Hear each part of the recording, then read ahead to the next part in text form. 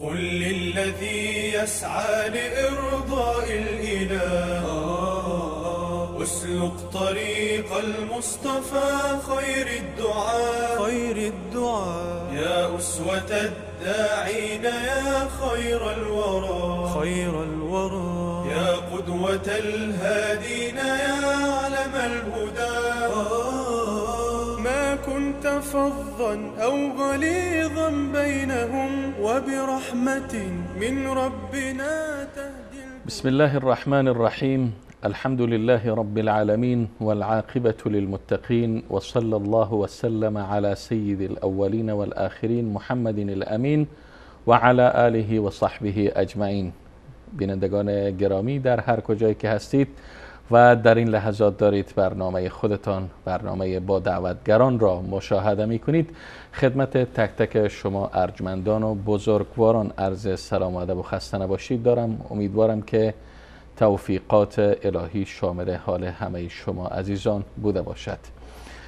در خدمت شما هستیم با مهمان دیگر و با عزیز دیگر از عزیزان این برنامه، جناب استاد گرامی استاد محمد باقر سجودی، که البته با چهره ایشان آشنا هستید و ایشان از کارشناسان پیشکسوت شبکه‌های توحیدی هستند در شبکه جهانی وصال حق، شبکه نور و شبکه کریمه و شبکه توحید. ایشان را بار بار شما مشاهده کردید. جناب استاد، البته روال برنامه طوری است که مهمانای ما وقتی خود معرفی میکنن بیشتر باید خودشان و معرفی خودشان بپردازن. من فقط از نام شما مختصر یاد کردم و حالا نوبت از شماست. شما بفرمایید خودتان بیشتر معرفی کنید. بسم الله الرحمن الرحیم. اول سلام عرض میکنم خدمت بینندگان عزیز شبکه وصال و خوشحالم که در خدمت شما هستم در این شهر مبارک. عرض به حضور شما که میگه آنچه که عیان است جناب استاد صیقل چه حاجت به بیان است. دیگه ما رو کم و بیش بینندگان الحمدلله فضل الله شناختن که من محمد باقر سجودی، الان یکم کاملتر بگم چیزی جدید باشه، مقدم لنگرودی. اسم من خیلی طولانی است. خب معلمی داشتیم کلاس ششم، من میگفت اسم تو 6 کامیون میخواد. ما تقصیر ما نبود. خب پدر بزرگ من این اسم رو انتخاب کرد یا براش انتخاب کردن و از شهر گیلان هستیم. زادگاه اصلی پدران ما گیلان بوده، ولی ما دیگه تو کوچیکی اومدیم تهران. وقتی که تهران خب یک شهر خیلی کوچیک بود، یک دهات بود دیگه، همینطور با مهاجرت مردم از همه ایران به یک قول شهر تبدیل شد. ما از همونایی بودیم که یادم میاد 8 ساله بودم که پدر قبلا رفته بود تهران و باز ما رو سوار یک اتوبوس کرد و رفتیم تهران میدان شکوفه. اونجا دیگه بودیم تا وقتی که هجرت کردیم. سالای چند بود دقیقاً؟ ببینید من متولد 1335 هستم. شما چون دقیق هستید میگم که ساعت 11:45 شب، طور که تو پدرم نوشته بود توی قرآن، پشت قرآن نوشته، دیگه بزرگ شدیم خوندیم که ساعت 11:45 شب خداوند 21 آذر 1335 خداوند به من فرزندی داد که اسمش محمد باقر گذاشتم و از الله میخوام که او رو بر مذهب حقه جعفری اثناعشری پایدار بداره. یعنی پدرم آدم مذهبی بود، حتی وقت دنیا آمدن ما دعا کرده بود که ما بر مذهب حقه اثناعشری باشیم. جعفری اثناعشری گفتین. البته بیننده های عزیز و گرامی، جناب استاد گرامی استاد محمد باقر سجودی، البته باید فکر نکنم که ما بتونیم در یک قسمت و 2 قسمت این برنامه صحبت های ایشان را که صحبت های انشالله همه جانب است تمام کرده بتونیم، چون ایشان ذکر کردن که جعفری البته قبلا تابع از اتباع مذهب جعفری اثناعشری شیعه بودن و الحمدلله که به سوی توحید هدایت شدن و هدایت ایشان حکایتی است طولانی که انشالله در خلال این برنامه از خودشان میشنویم و به جزئیات بیشتر میپردازیم. خوب استاد ببخشید من خواستم که یک توضیحاتی من پرانتز باز کنم که ما در حقیقت فقط در توضیح برای بینندگان عزیز که ما الان بر مذهب جعفری حقیقی هستیم. امام جعفر صادق بر مذهبی بود که الان ما بهش هستیم، یعنی مذهب اهل سنت بود. این دروغ افتراست که به ایشون نسبت میدن که حرفایی رو که میگه، وگرنه حقیقت اگه بگیم اونها بر مذهب جعفری نیستن، من و شما هستیم. حقیقت واقعا. خوب استاد، آمدین گفتین به تهران.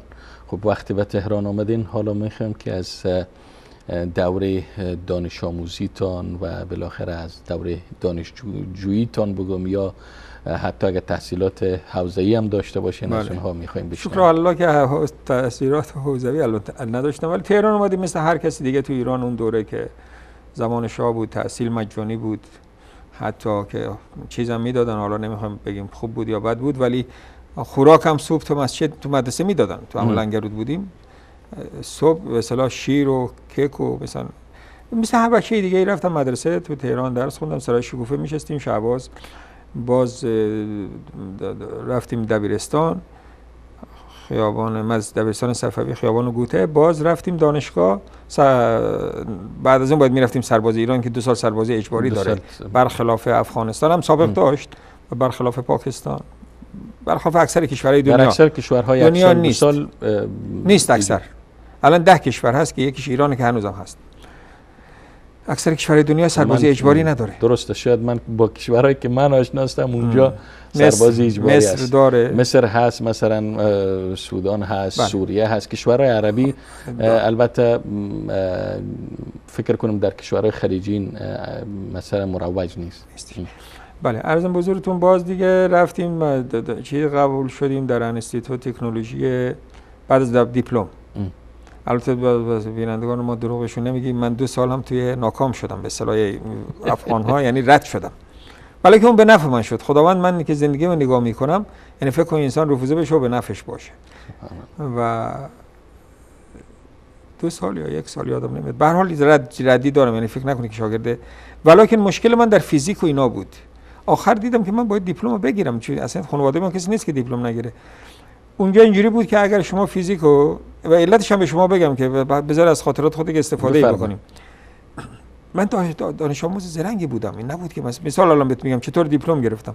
در ایران اینجوری بود که اگه شما در 3 درس 20 میگرفتی، میتونستی یه درس 0 بگیری، اون وقت میتونستی قبول بشی. من دیدم که باید 3 درس طبیعی، زمین شناسی و گیاه شناسی و جانور شناسی رو 20 بگیرم تا این فیزیک لامصب دور بزنم. ریاضی رو دور بزنم. ریاضیم هم ضعیف بود. بعدها من فهمیدم که چرا ضعیف بود. یعنی من نمیدونستم، من فکر کردم که من مثل هر آدم دیگه میبینم، در حالی که من باز یادم اومد که من نمیتونستم تابلو رو درست ببینم. عجیب. خب وقتی آدم نمیتونه فرمولا رو بنویسه، خب بی علاقه میشه دیگه. واقعا یادم میاد که بعضی وقتا از دوستم میپرسیدم، اما بازم به عقلم نمیرسید که من چشمم به اصطلاح مثل چشم بقیه نیست، دوربینه یا نزدیک بینه. اینو وقتی فهمیدم که رفتم امتحان رانندگی بدم. رفتم امتحان راننده بشم، اول امتحان چشم میگیرن، گفت تو چشم نمیدونم، برو دوربین بگیر. دوربین که گرفتم بابا دنیا چیز دیگه است. فهمیدی فرق داره. نزدیک نمیتونستم بخونم. حالا البته عمری که بالا میشه خودش خوب میشه. حالا که دوباره رفتم کشورهای خارج که دوباره چیز رانندگی دادم، عادی بدون عینک قبولم کردن. به حساب زیاد شدن عمر هر چیز تغییر میکنه دیگه. خب این رو باید الان این خاطره که میگیم استفاده هم بشه که پدر مادرها، نه اینکه اونا به ما میرسیدن، پدر مادر واقعا فدایی، مثل هر پدر مادر دیگه خود رو فدا میکردن که بچه‌ها جلو برن.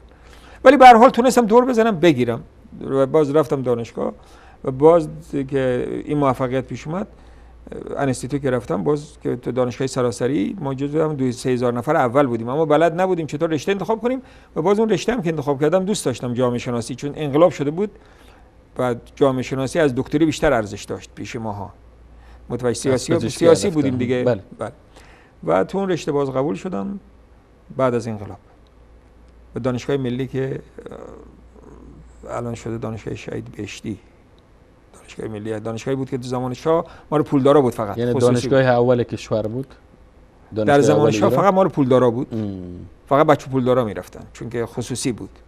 منتها بعد از انقلاب دیگه عمومی شد. خب استاد گرامی، چی شد که شما ایران را ترک کردین؟ در چه سالی؟ سال 1362. 5 سال بعد از انقلاب تقریبا من از کشور خارج شدم برای همیشه و هجرت کردم. دلیلش چی بود؟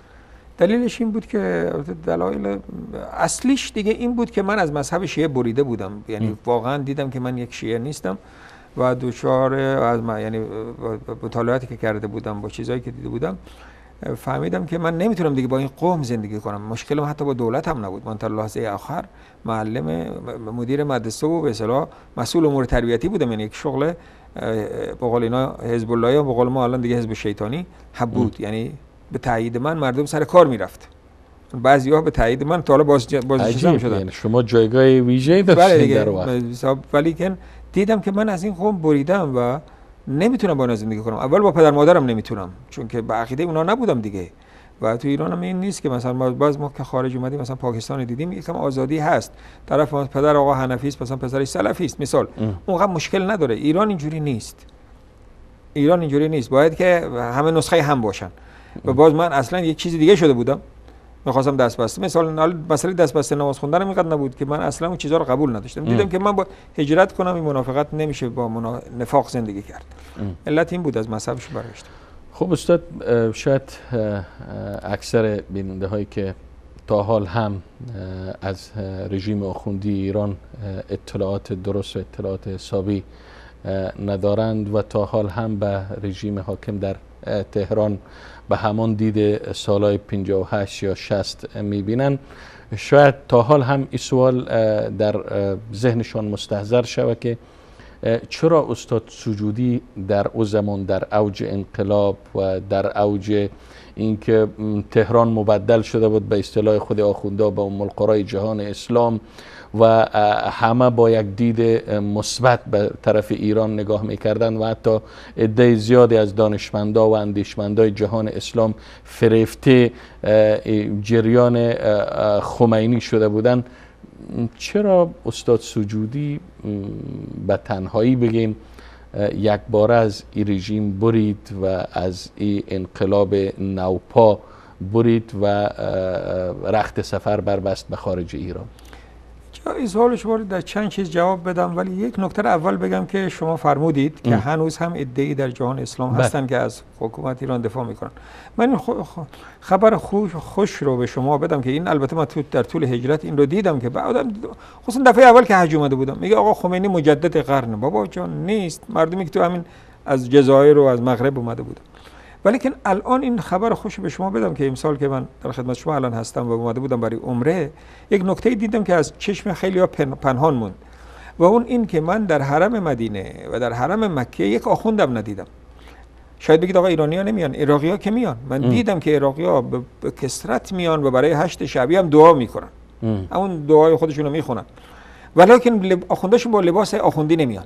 چرا؟ برای اینکه به جنایاتی که اینها در عراق و سوریه مرتکب شدن، خصوصا در سوریه، باعث شده که خودشون از لباس خود ننگ داشته باشن. دیگه در اینجا که امنیته، اینجا هر کس به هر روشی میتونه بگرده. نه در جان در سعودی اینا مشکل دارن در حج، نه در مال. اینها از چشمهای مردم میترسن که به صورت نفرت آمیز اینا رو نگاه میکنن.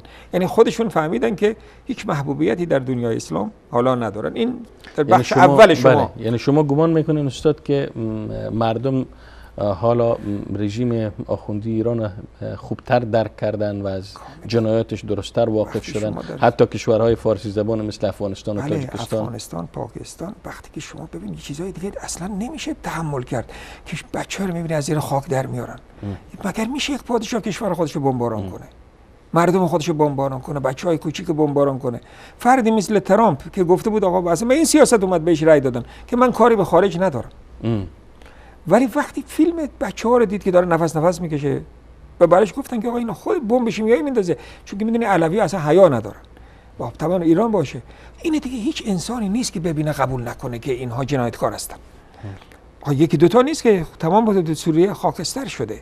بگه آقا یکی دروغه، دو تا دروغه، سه تا دروغه.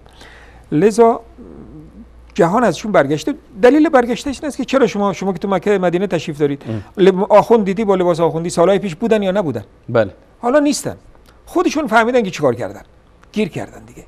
متوجه هستید؟ این حالا بریم به بحث و حرف خودمون. بله. فرموده بودید که چرا برگشتی؟ به تنهایی گفتید. بله، آواز دهل ز دور شنیدن خوش بود. البته درسته که من عقیدم برگشته بود، ولی به دلیل اینکه دیگه انگیزه مذهبی میدونید که خیلی خفیه. انسان برای مذهب اصلا بیشترین انگیزه در زندگی دینه، انسان را حرکت میده. ولی غیر از من همه برگشتن. مسئله این بود که آقای خمینی یکی جرأت کرده مثل من خارج شده یکی به اصطلاح امکانات پیدا کرده اروپا رفته. آقای خمینی اگه بگیم که گندم نمای جو فروش بود هم درست نگفتیم. این گندم نمای زهر فروش بود.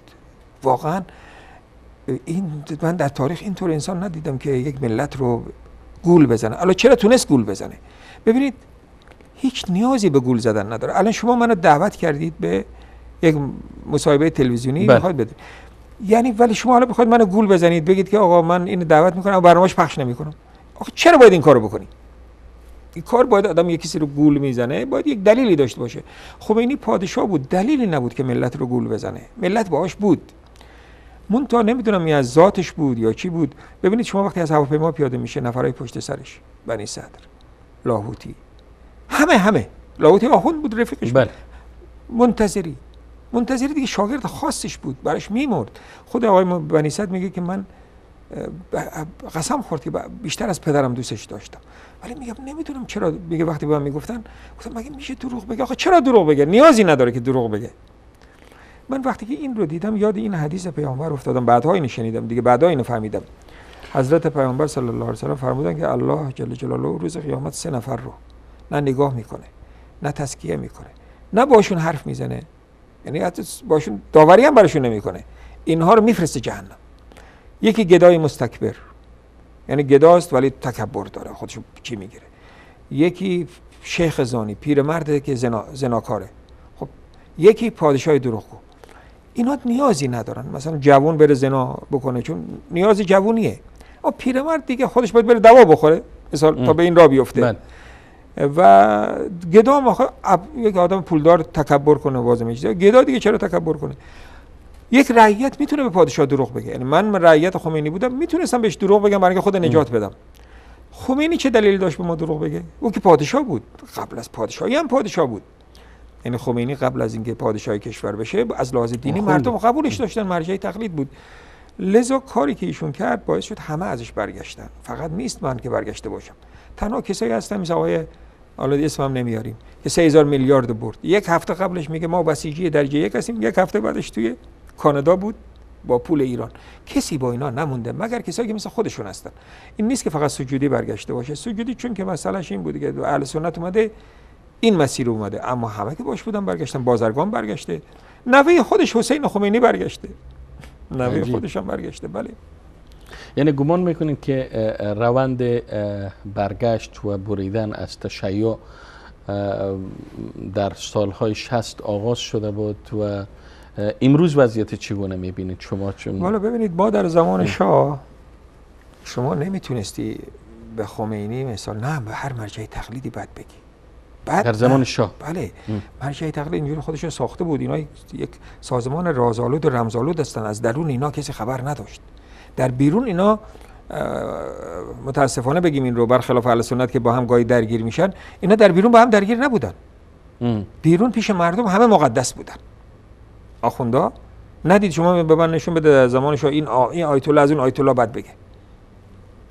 اون حریم خود نمیشکوندن. یک حریمی داشت آیت الله عظما و اینها در ظاهر البته. بله دیگه تو داخل هرچی بودن اما پیش مردم مقدس بودن. همون تحسبهم جمیعا و قلوبهم شتی. بله احسنت.